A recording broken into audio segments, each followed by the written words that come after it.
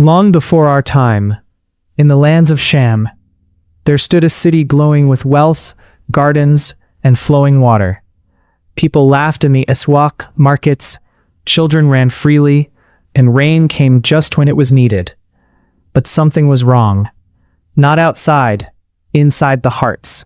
At the center of the city stood a towering idol, Baal, covered in gold, decorated with jewels, feared, respected, worshipped. People believed, Baal gives us rain, Baal protects our risk, Baal controls our future. And slowly, without realizing, they forgot Allah. A man who refused to bow. Among them lived a man who never bowed to Baal, a man whose heart was alive.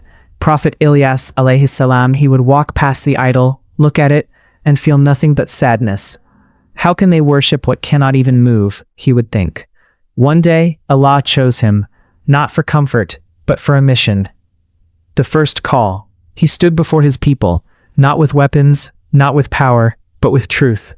Why do you call upon Baal and leave Allah, the best of creators?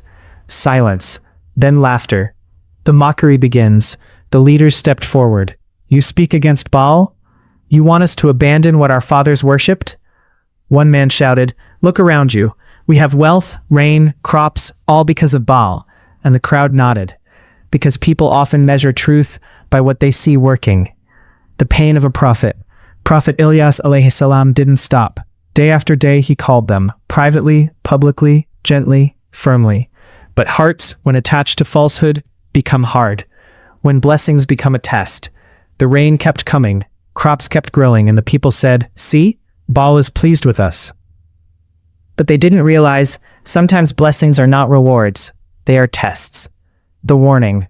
One day the message changed. No longer just da'wat invitation, but warning.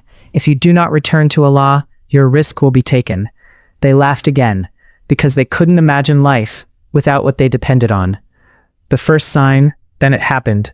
The rain stopped. Days passed, then weeks, then months. The arid land cracked. The crops died. The rivers shrank. And suddenly, Baal was silent.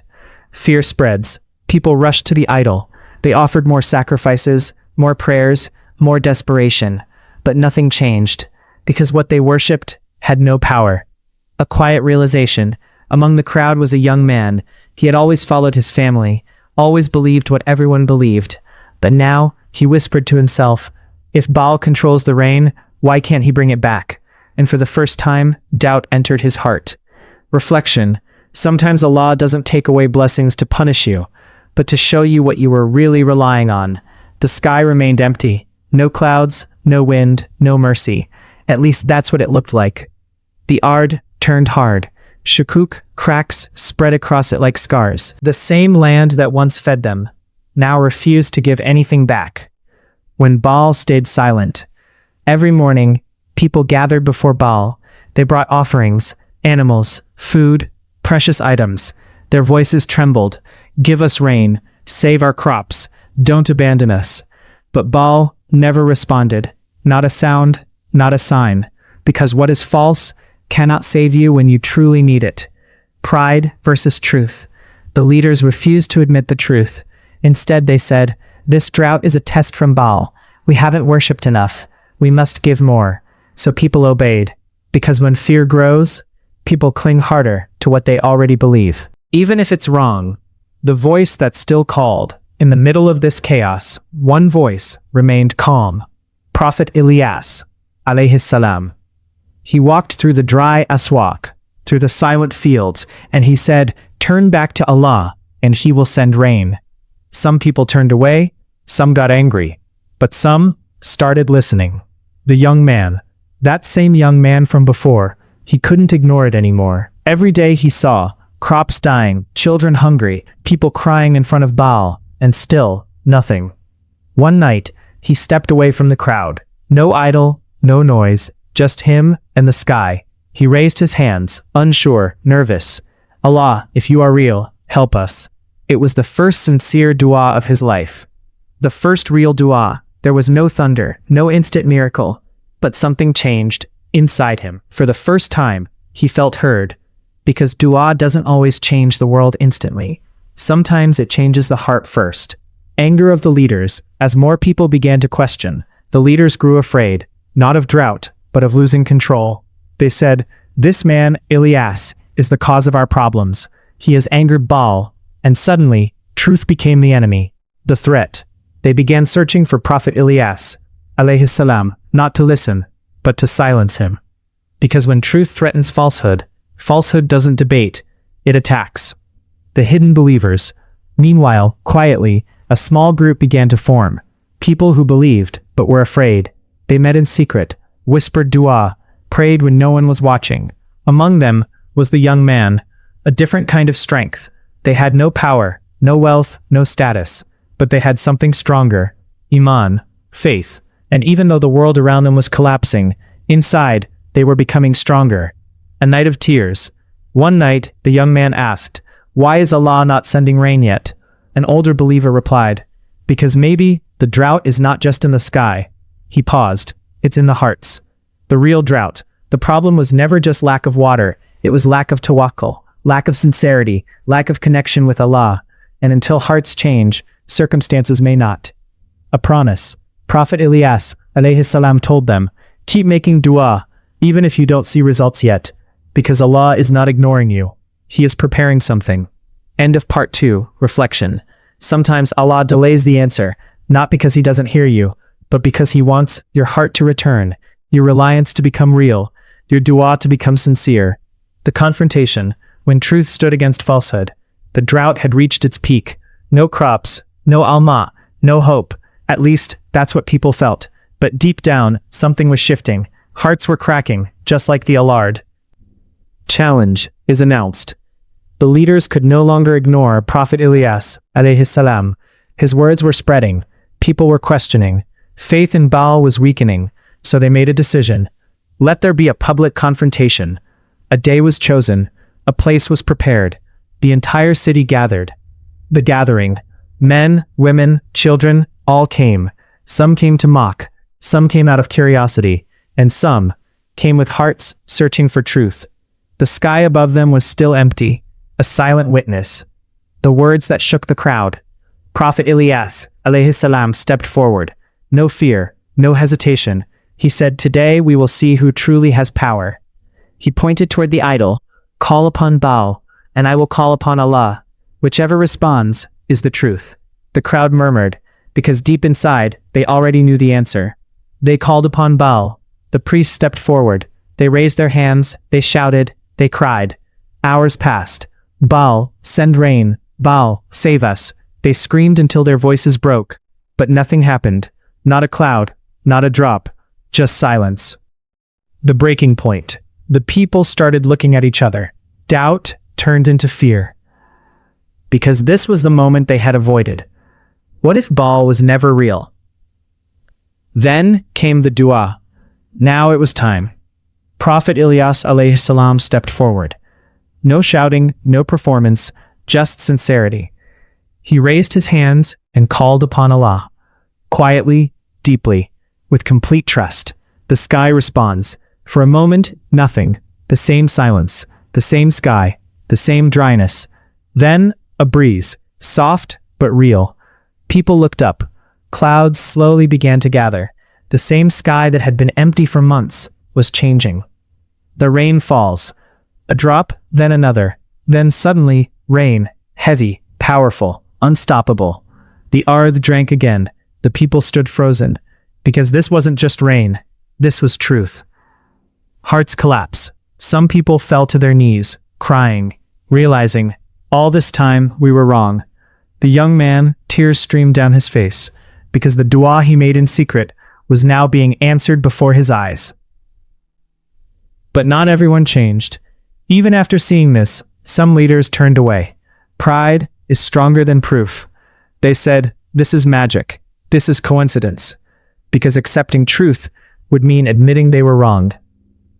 The deep lesson, not everyone who sees truth accepts it. Because the real battle is not outside, it's inside the heart. The quiet victory. The believers didn't celebrate loudly. They didn't boast. Because they understood, this wasn't about winning. It was about returning to Allah. The young man's realization. That night, He raised his hands again, but this time his dua was different. Not desperate, not doubtful, just certain. Ya Allah, I trust you. Reflection. Sometimes Allah shows you a sign, not just to prove his power, but to bring your heart back. After the miracle, why some still refused? The rain kept falling. The dry earth softened. Rivers began to flow again. Life slowly returned.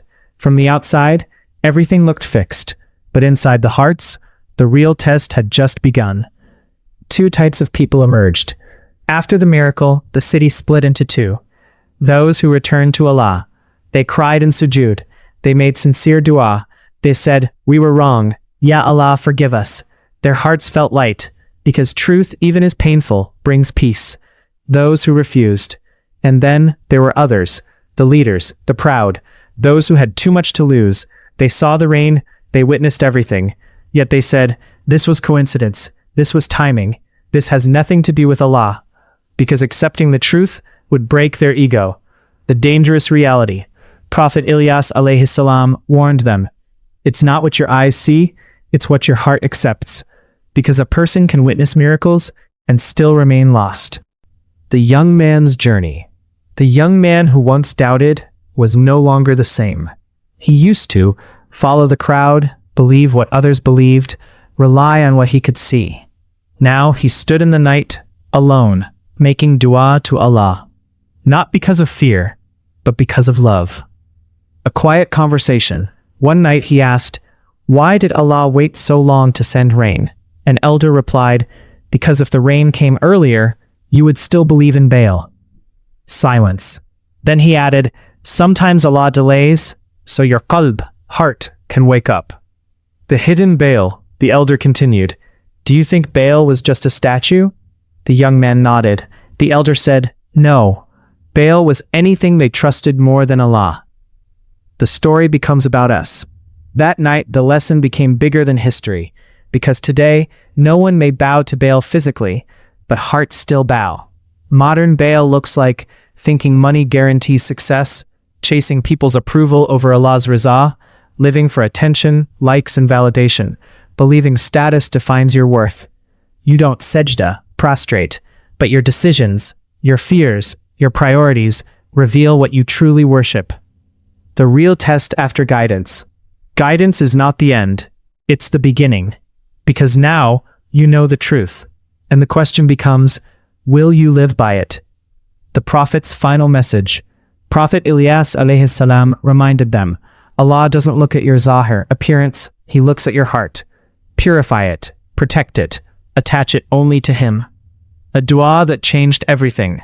The young man made a final dua, Ya Allah, never let my heart depend on anything but you. And that was greater than the rain. End of part 4, reflection. The biggest danger is not worshipping idols with your hands, it's worshipping things with your heart, without realizing it. The aftermath, when the noise fades, the rain eventually slowed, the ard healed, the markets filled again. From the outside, life looked normal, but something had changed forever, because once a heart truly recognizes Allah, it can never go back to being the same. The believers grew stronger. The small group who believed, they were no longer afraid. They prayed openly. They spoke truth. They trusted Allah, even if the whole world stood against them, because they had seen something most people never see, the moment when dua meets certainty. And the others returned quietly. As time passed, some people slowly went back to old habits, not fully to Baal, but to the nafs feeling, relying on wealth, power, people, because insan, human forgets. Even after miracles, he can slip back. The hidden danger. Prophet Ilyas alayhi salam warned, the greatest test is not before guidance, it is after it. Because now you know, and knowing comes with responsibility. The young man becomes someone new. Years passed, that same young man became someone others looked up to. Not because he was rich, not because he was powerful, but because his qalb, heart, was connected to Allah. People would ask him, how did your life change so much? And he would say, it changed the day I stopped depending on everything else. A lesson he never forgot. He would tell others, I once made dua, but my heart was somewhere else. And Allah didn't answer immediately, because he was fixing my heart first. The reality of dua, what people don't understand. One night he gathered a few people and said, "Let me tell you something about dua. 3 ways Allah answers." He reminded them of the teaching of Prophet Muhammad sallallahu alaihi wasallam. Every dua is answered, but not always how you expect.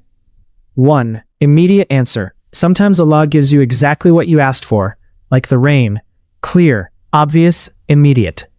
2. Delayed answer. Sometimes Allah delays it, not to ignore you, but to give you something better at the right time.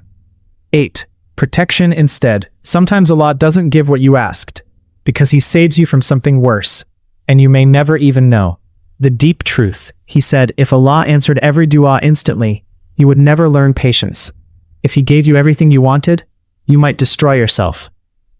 Why the delay? Because Allah sees what you don't, knows what you can't, plans what you never imagined. Your Baal today, the man now older, sat quietly one night, looking at the sky, the same sky that once refused to rain. He asked himself, what is my Baal today? Not a statue, but anything that could quietly take Allah's place in his heart. And that's where the story reaches you, because this story is not just about the past, it's about now. Ask yourself, what do I rely on the most? What do I fear losing the most? What controls my decisions? If the answer is not Allah, then something needs to change. The final dua. The man raised his hands, just like the first night he ever made dua, but this time with full certainty. Ya Allah, if I ever begin to depend on something more than you, take it away and bring my heart back to you. Final message. You don't need to break idols made of stone. You need to break the ones inside your heart. Because anything you depend on more than Allah will eventually break you, but when you depend on Allah, He will never leave you. Closing reminder. Allah is always listening. Your dua is never ignored. Your patience is never wasted. So keep calling Him, even in silence, even in delay, even when it feels unanswered, because sometimes the answer is already on its way.